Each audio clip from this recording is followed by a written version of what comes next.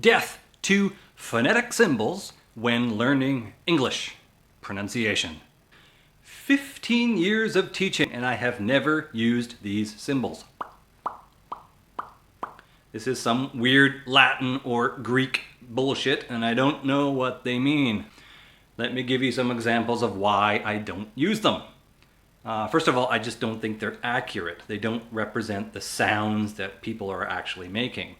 They are a symbol used to represent a sound, but they don't actually show you anything about how to make it. Think about children when they learn a language, learning speaking or reading. Do they use these phonetic symbols? Usually no. Do they translate into a phonetic language like Japanese katakana? No, they don't do that. They don't even know how to read those symbols.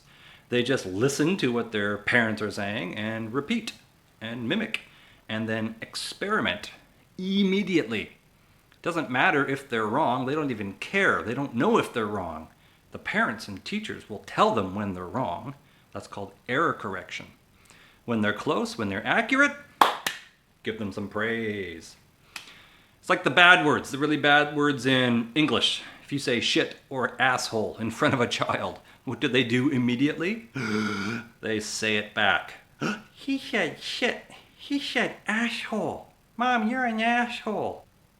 They repeat and mimic immediately. They might get it wrong, they'll pronounce it incorrectly, but that doesn't matter, they just want to say it. That's why kids are so good at learning languages. We actually never lose that ability. I don't think we ever lose that. We just get stuck with our native language and education culture and translation and phonetic symbols that actually aren't very useful. Let me give you another example. I was teaching a Japanese student and she was hard of hearing. She had a hearing impairment. She was deaf and she came to me to practice English speaking. She already had speech therapy to learn how to pronounce words and she could read in both languages, so that was fine, but she wanted to practice pronunciation. This was a challenge because how can I make error corrections for her when she can't hear me? She can see my mouth, she could read lips. I taught her the TH sound. She could see my mouth, she could see my tongue, my finger tastes bad. And I had to explain to her that it was the sound of air coming out. And then she just experimented. She tried 3 or 4 ways and failed to get it. And then on the 5th try, she was close. She was accurate. She was able to learn English pronunciation. And guess what? Her pronunciation is actually better than yours now. I never used symbols.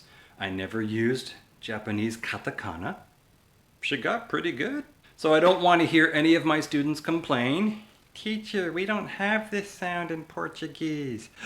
We don't have a way to write this in Japanese. We can't make these sounds. Who cares? I don't care about your native language. You're not studying Portuguese or Spanish or Japanese. You're here to study English. Learn the English structures, or learn the English pronunciation. Experiment, mimic, and then listen to the error correction, your teachers or your friends or your parents. Anyway, death to phonetic symbols.